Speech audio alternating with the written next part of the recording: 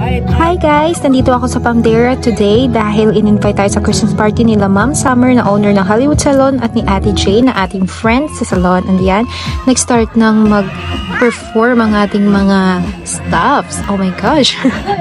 Ayan, Kuya Ivan, naka third place po siya sa performance yang ito. Napaka-bagsik talaga at aliw na aliw ang mga tao at hindi ko na na-video ng iba pa dahil wala lang.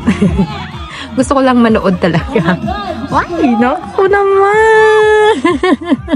Tawang-tawa kami ni Ate Jonah here. And ayan, nag-trial na sa ating pag-games.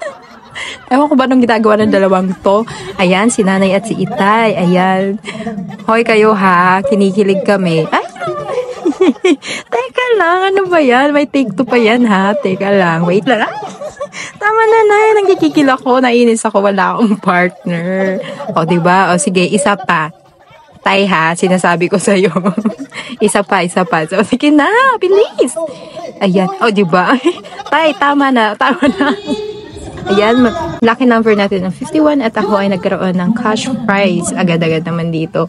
At yan, may pag-game pa sa mga lasanggero at ayan, kinuha ko ni Madam at pinasayaw-sayaw dahil magpapaampun pala siya ng mga staff toys at ako ay umiiwas pero yun nga, nakuha ko pa rin ang napakaliit na stuffed toy na parang kagaya ko, malaki bungang payat, ayan.